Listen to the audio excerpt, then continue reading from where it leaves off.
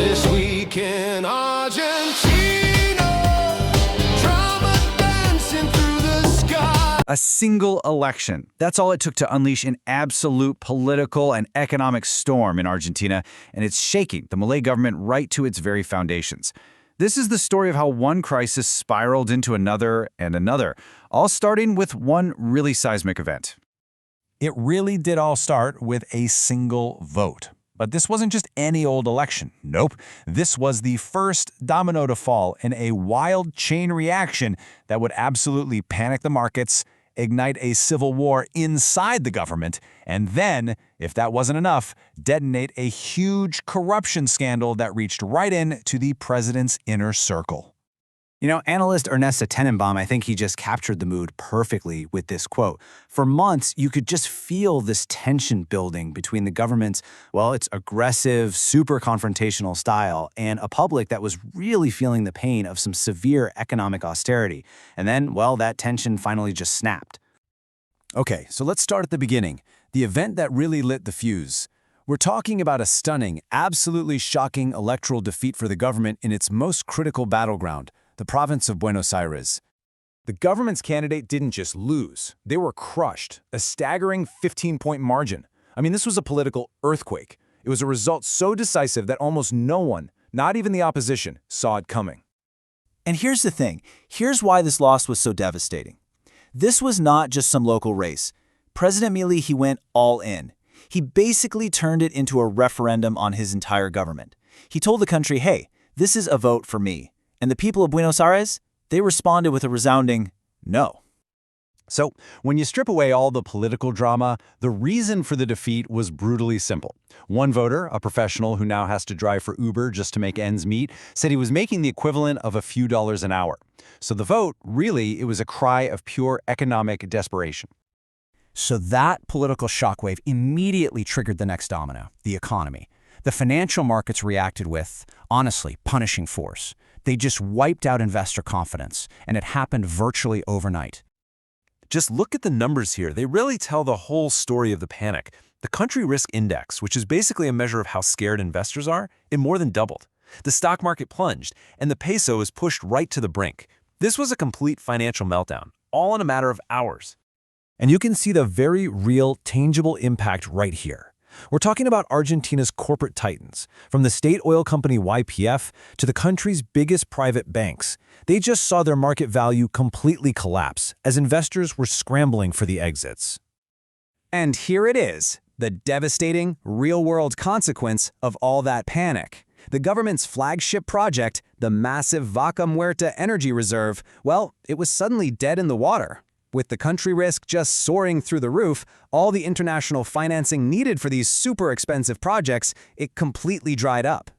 So, with the government weakened by the election and getting battered by the markets, the crisis turned inward.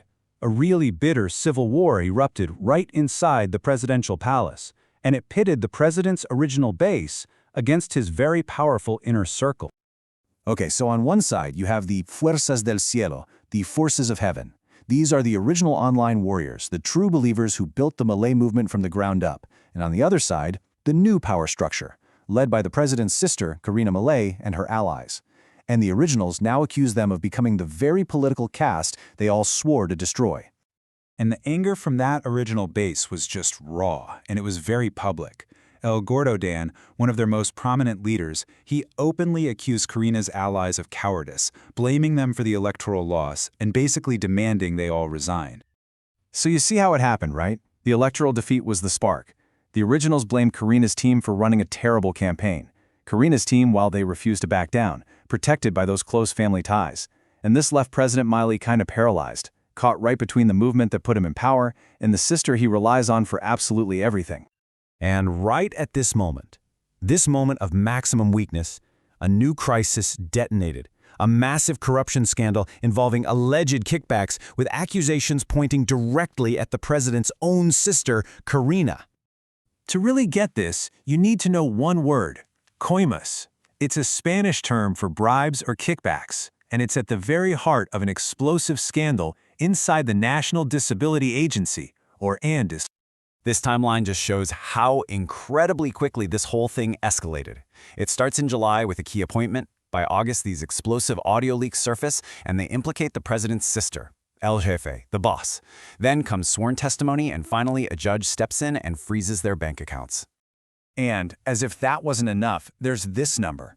Investigators are now asking what in the world happened to over $84 million in international loans that were meant for the very same agency. The funds were sent, but official records show they essentially vanished into thin air. Now, this was catastrophic for one very simple reason. The government's entire platform was built on an anti-corruption promise. They asked people to endure really painful sacrifices for a cleaner system. This scandal made that promise look like a total lie, and it just shattered their moral authority. So, after the storm of the election, the market collapse, the internal war, and the corruption scandal, the government now finds itself completely cornered, and it's facing an impossible set of choices.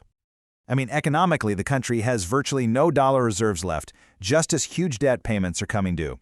Politically, they're isolated, they're at war with their own base, and legally, they're tangled up in a scandal that just will not go away. They have no good options left on the table. So the government is trapped. It's besieged from all sides, and it's running out of money, allies, and time. And in the middle of this huge political storm, there was this moment of just surreal contrast. The pop star Katy Perry was spotted walking through Buenos Aires holding a painting of Eva Perón. It's just a bizarre, almost poetic image of Argentina's past and present colliding in a country that is once again facing a truly uncertain future.